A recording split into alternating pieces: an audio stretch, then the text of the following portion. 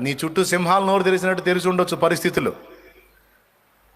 అవి ఏవైనా కావచ్చు, ఎలాంటివైనా కావచ్చు, ఎంత క్రూరమైన ఇబ్బంది అయినా కావచ్చు.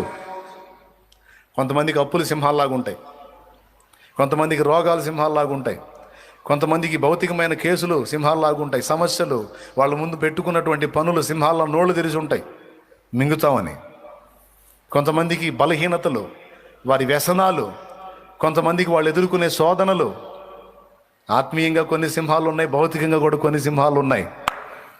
నోళ్ళు తెరిచినట్టు ఉంటాయి కొంతమంది చుట్టూ. ఇక్కడ గమనించాల్సింది ఏంటంటే, వాటి మధ్యలోనికి నిన్ను వెళ్ళడానికి అనుమతించిన దేవుడు వాటి నోళ్లను బంధించగల సమర్థుడు అని గుర్తెరుగు. నోళ్లను మూసి నిన్ను నన్ను విడిపించుటకు సమర్థుడు.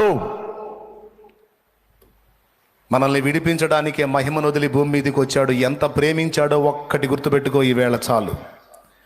ఆ ఒక్క సాక్ష్యం చాలు. యేసయ్యా నేనంటే ఎంత ప్రేమ నీకు అంటే చచ్చిపోయేంత ప్రేమ అని చనిపోయి చూపించాడు. ఇంకేం రుజువు కావాలి నీకు?